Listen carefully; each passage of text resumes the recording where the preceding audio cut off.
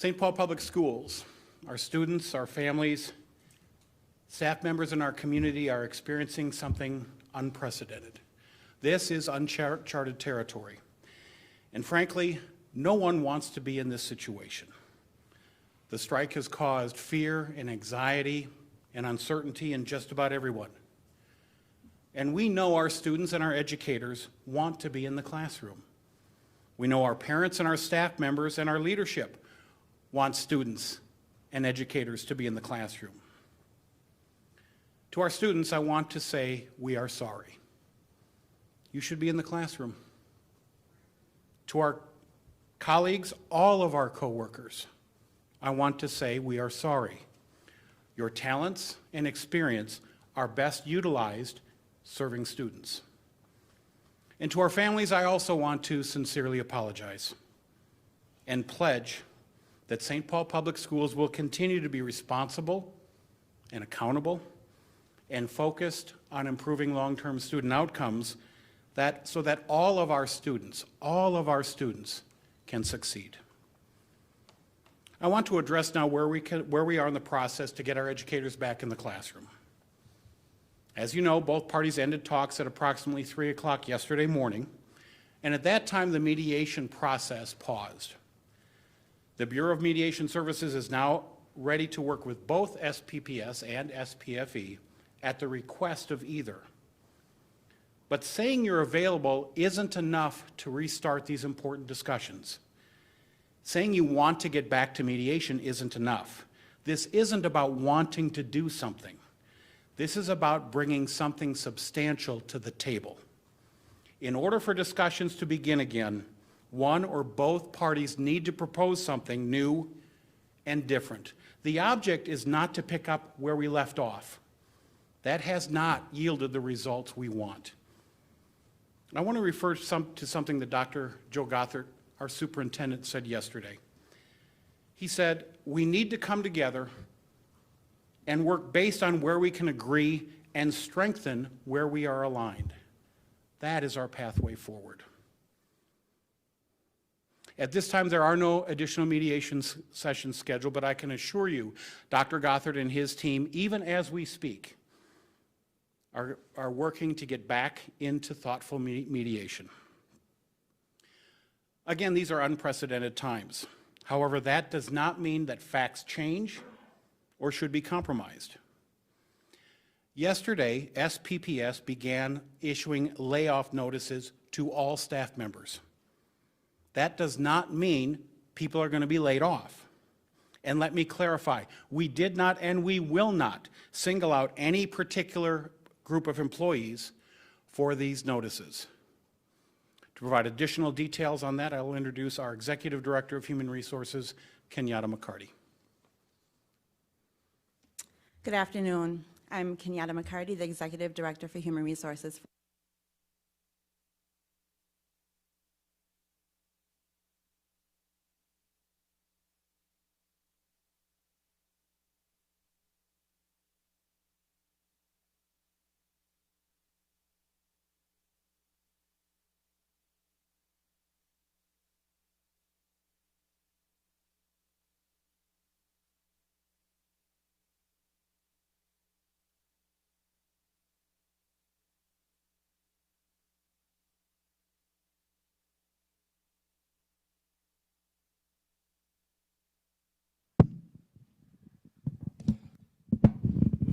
Thank you.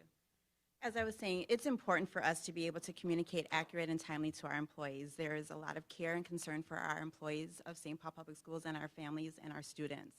So I want to just provide you with a couple of points so that you understand where we are at this point. So the district's revenue is directly tied to enrollment and completing a full school year. Layoffs at this point may become necessary to protect the district from financial damage tied to loss of revenue.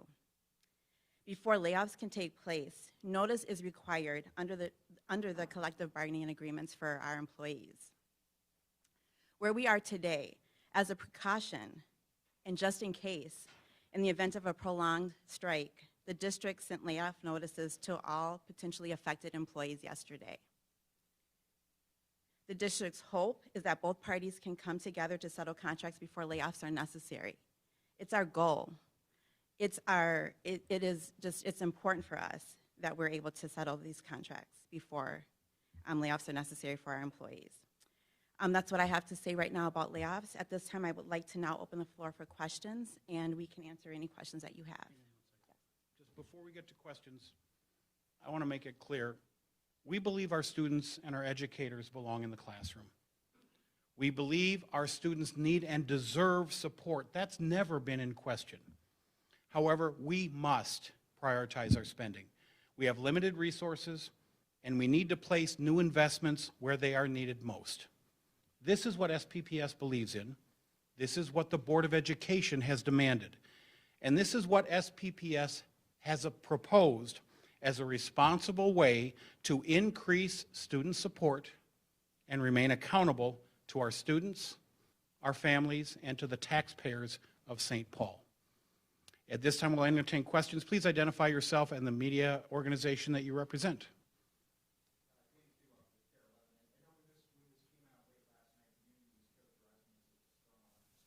Strong-arm tactic, basically. They were calling it a bullying tactic to try to get them to the table. What do you say to those who see this and say that you're trying to intimidate the teachers? Our teachers are as valued as any other of our 7,000 employees. And their biggest value is their experience, their talents, and their presence in the classroom. And that's where we want them to be. That's where we believe they want to be, and that's where our students and our families deserve them to be.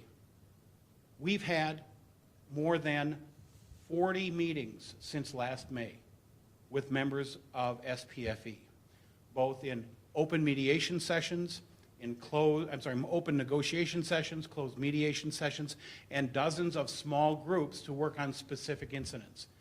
That's not bullying, that's working collaboratively, and that's what we are doing, and that's what we will continue to do. So how many teachers or staff members could potentially be laid off if the strike continues? That will depend on where we are in the future. Kenyatta? I can say a little bit about that. So what we did is we looked at employees that reported to work. So there are a number of, we have 25 plus bargaining units, so there's a number of employees who are not a part of SPFE. As of date, there were a little over 2,000 that we had to send out. Again, I want to stress that we did not lay off anyone. We sent out notice, and again, because we care that we're communicating accurately to our employees, we wanted to send that out. Elizabeth from NPR, at what point is there a deadline for you, like a day, where if the strike is still going on, then a certain number of employees will be laid off? What we are focusing on is getting back to mediation. We are looking ahead as a business, as a responsible organization, and as public servants. We absolutely have to watch the bottom line. However, the vast majority of our efforts are not to make sure we don't get in that position in the first place. We want to be in mediation so that we can reach a fair and equitable and responsible contract agreement with SPFE. That's where our focus is, and that's our priority. That has not changed, and it will not change. There is work to do in the background. The business of this school district needs to continue, and that includes being fiscally responsible to prepare for not only tomorrow, but the day after, and the next week, and the next month. And that's the work that continues under the umbrella and with the foundational element that our priority is, by all means, getting our educators back in the classroom and our students back in the classroom, because that's where they should be. Kevin Paul Bloom, Fox 9. You mentioned either side could put forth a new proposal to bring the mediation back to the table. Does the district today have anything new to present to ignite that scenario? And what we are doing, and what I mentioned earlier, is there is work going on even this afternoon to get to that point. I do not have anything specific that I can hold in front of you today and say here. And I will tell you that when we go back into mediation with any solid proposal, we will not be here saying, look, the State Bureau of Mediation has said, and I will reiterate this, that the mediation process is confidential, that what goes on in those talks remains confidential to maintain the integrity and the intellectual honesty that is required to this very, very important situation. Dr. Gothard and his team remain committed to maintaining the integrity of the mediation process, and we're not about to break that.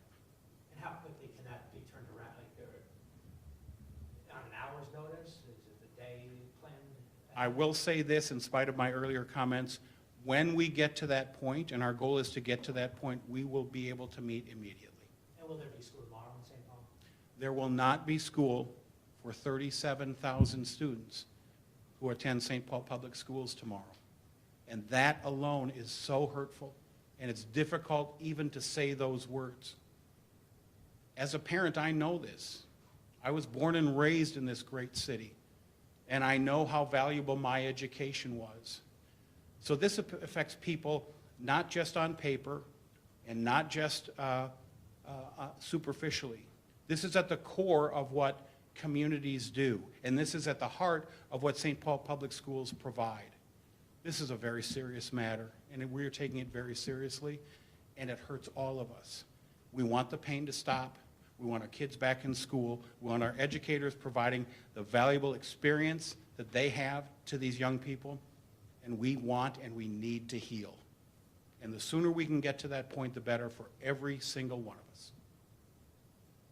Josh Burks, Planning President. Do you know how many union members are reporting to work today and yesterday? Excuse me. 50 members, Yes. I mean? We would still have to get those numbers for you. We have been keeping track of our employees that are reporting to work on a daily basis. Those are coming to us for payroll purposes, obviously. Brett Schaff, WCCO TV. Some of the staff that got the layoff notices have been contacting our news station, saying these are secretaries, these are coaches, these are TAs. These are mostly staff of color. And their concern is that this is a part of systemic racism that they've dealt with. That's why they want to put restorative justice processes in place to protect their jobs. And they're saying that they are being singled out. Your reaction to their complaints? Thank you. I take this very seriously. We've not been here before. I think my colleague said this is unprecedented. We're at the point where, because I mentioned earlier that our revenue is based on enrollment and time during the school year, we do not want to be in a position where we are sending off layoff notices to employees. We have not decided who that would be yet. We have to determine who our essential employees are and who our non-essential employees are. This is again, we have not made any decisions on who that would be. Everyone received those notices. Let me add to that. If you take a look at our Board of Education and the rich diversity that is represented by those elected officials, if you look at Dr. Gothard's executive team and the leaders, including Executive Director McCarty, our goal is not only to have our leadership reflect the people we serve, but perhaps more importantly, our teachers, our educators, our staff need to reflect the people we serve. That is our goal. That is our work. To suggest a business decision that we are forced to make to remain accountable to the taxpayers has any hint of racism, I find that as a white male very offensive.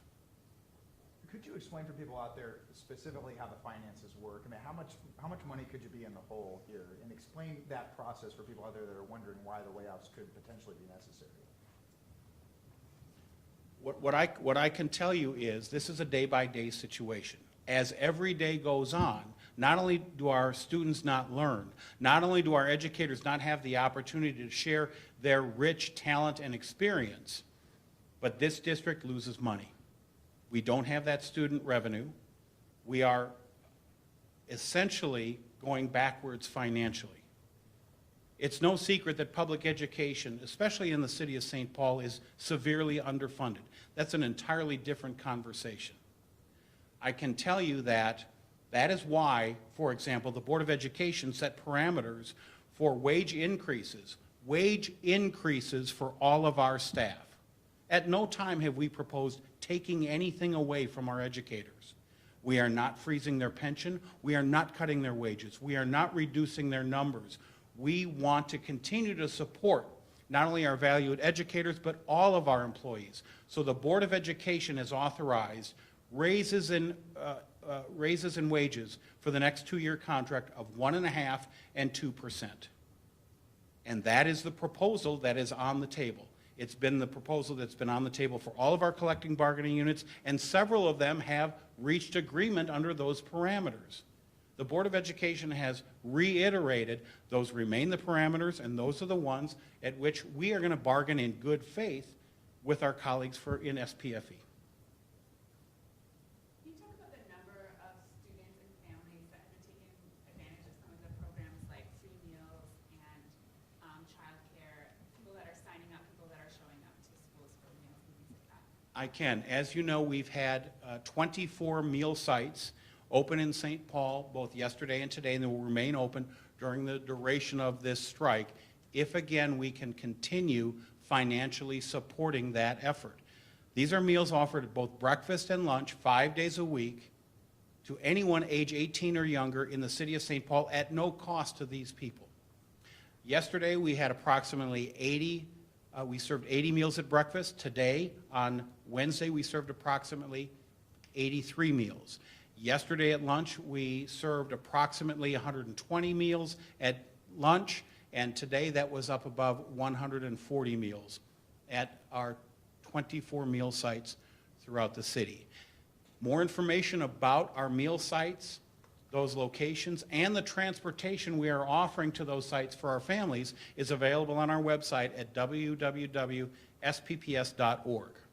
In addition, tomorrow morning we will open 7 Kids Space locations. These are locations in our buildings that provide a safe, structured, supervised activities for our students in grades kindergarten through 5th grade. During that day, we will also serve breakfast and lunch to all those students. Again, that's for K through 5, again, at no cost.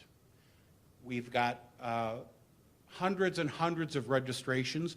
We do have other openings, and we feel this is a great opportunity for parents and families to take advantage of this offering from St. Paul Public Schools. And registration is open now. And let me give you that web address. It's spps.org/kidsspace. One word, spps.org/kidsspace. It's got the hours, the locations, the transportation centers, and all the details, and you can register and sign up right online, and that's most convenient for families, and we hope more people will take advantage of that.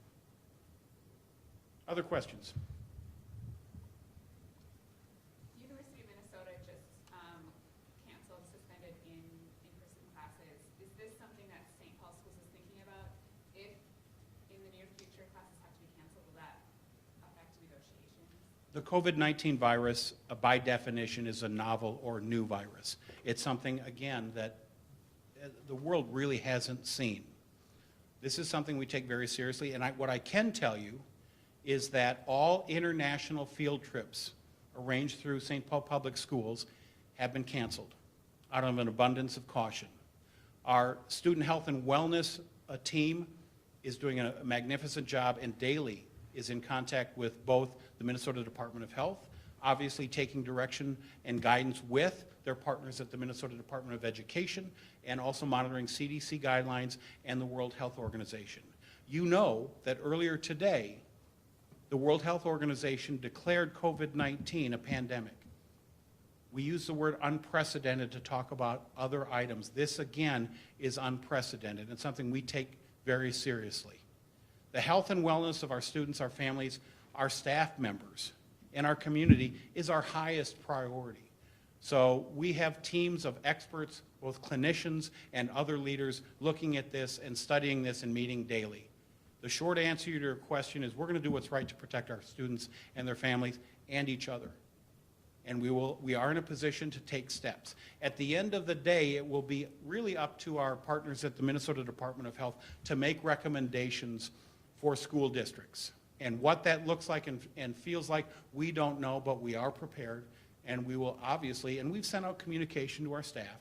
We've sent communication home to families in multiple languages so that people understand what they can do and what we are doing in advance of. And that can be boiled down, Elizabeth, in something very, very simple. Our preparation for COVID-19 is thoughtful, it's complete, and it's very, very broad. And it can be boiled down today in 3 simple steps. Wash your hands thoroughly, frequently. Make sure you cover your cough with a tissue if possible. And stay home if you're sick or if your child is sick. Doing that will help all of us not only prevent what's to come, but if or when it gets here, mitigate or reduce the spread and the severity. And that's something we're all interested in. Have you guys thought about how you might provide instruction online? Yes. The short answer is yes. And we're actually looking at this as we speak in terms of what are the options so that in the event that students are out of school for whatever reason, what tools, what resources, and what methods can we provide to help them continue some kind of academic activity? That's really important. We have our Office of Teaching and Learning, and our other leaders are working on that because we have the technology. We have the devices. It's a matter of how we do that and what's most beneficial and accountable for our students and our educators.